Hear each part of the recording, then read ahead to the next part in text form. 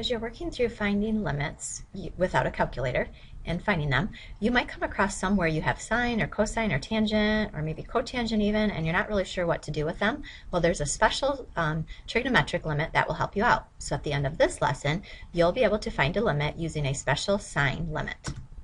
All right, the special trig limit you'll notice is given up there. The limit as x approaches 0 of sine x over x is equal to 1. Where this was discovered from, let's say I wanted to find the limit as x approached 0 of sine of pi over 6 over pi over 6. If I were to do a table numerically as I came in from the left side and as I came in from the right side, what I would notice is that my y values were always approaching the value of 1. If I found the limit as x approaches 0 of, let's say, sine of pi over 3 over pi over 3, if I did it numerically, I did my table, looked from the left, looked from the right, my y values also would always be both approaching 1. Let's say I have the limit as x approaches 0 of sine of 86.8 over 86.8. If I were to make a table again, do it numerically, I would once again find that from both sides my y value is equal to 1. So based on that pattern, there was a mathematician that was able to actually prove that as long if you're taking the limit as x approaches 0 of sine of some value over that same value, the limit will always be 1. So now we can use that information to actually help us find limits.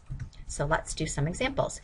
You'll notice in this one it says to find the limit as x approaches 0 of sine of 5x over x. The first thing that we always want to do before we try anything else is direct substitution. So I'm first of all going to try to find the limit. So plugged in 0 for my x's. 5 times 0 is 0. The sine of 0 is 0.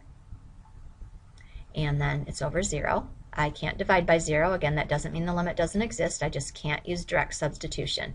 So now I'm going to use that limit, and I'm actually going to write it up here to help us out. We know that if we have sine of x over x, it equals 1. So what I would like to do, I notice that if this says sine of 5x on the top, in order for this limit to work, we need the same thing down on the bottom. So if this says 5x on the top, I need it to say 5x down on the bottom. But am I allowed to just put a 5 on the bottom? No. But to make it okay for me to do that, I can go ahead and put a 5 on the top. Because really, notice all I've done, 5 over 5 is just equal to 1. So we're good to go. So now I'm going to rewrite this. This is really going to be limit as x approaches 0, 5 sine of 5x over 5x. Now you'll notice if I take the limit sine of 5x over 5x, we know from using our special limit that that is going to equal 1. And then from using our properties, we know if we've got a 5 here, we can just take our answer and multiply it by 5. 5 times 1 will give me 5. All right, just in case you didn't catch that, let's try another example. Right, we're going to let x approach 0 again. I'm first of all going to try that direct substitution. Put 0 in for my x's. So the sine of 0 is 0. So we're going to get 0 over 0 once again. That doesn't mean my limit doesn't exist. I just can't use direct substitution.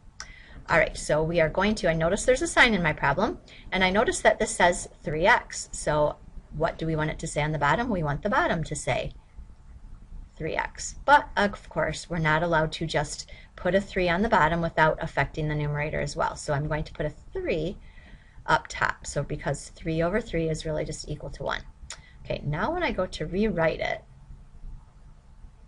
since I have a 3 and a 2 right next to each other, I can multiply those two values together. So 3 times 2 will be 6 sine of 3x over 3x. Now, right here, if I have sine of 3x over 3x, those two values are the same.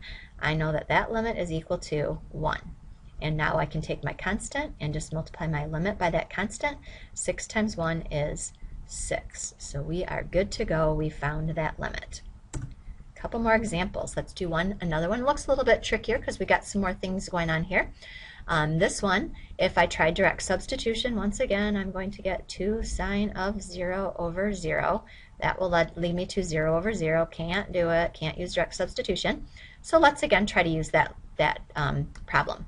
You'll notice that this one says 7x. I really would like the bottom to say 7x. So how do I make the 5x be a 7x? We are going to multiply by 7/5, because 7/5 times 5 is 7x. So we're going to multiply the top by 7/5.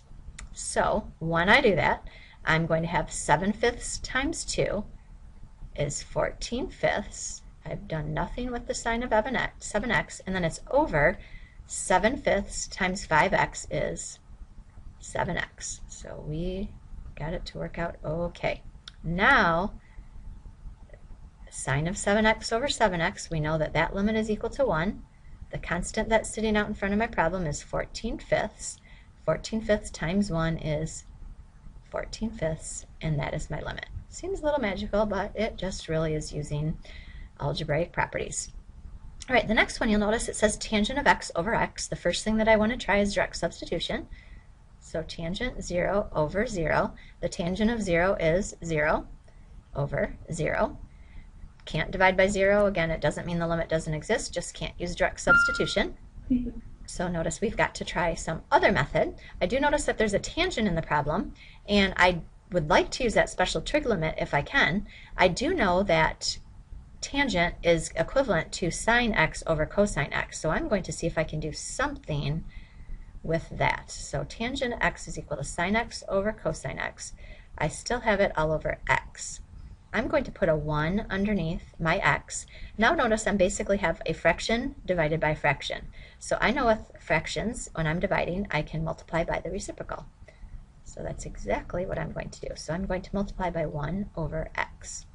So when I do that, please notice that I have sine of x over cosine x times x. All right, and we kind of have something a little bit fancy going on here. If you notice, you will notice that I actually have sine of x over x. So if I do that, the limit of sine of x over x is actually equal to 1. And if I look at what I have left, I really have a 1 over cosine x left. Okay, I'm still not done because I have an x left in my problem, but remember we're letting x approach 0, so I'm going to go ahead and see if I can plug 0 in for my x here.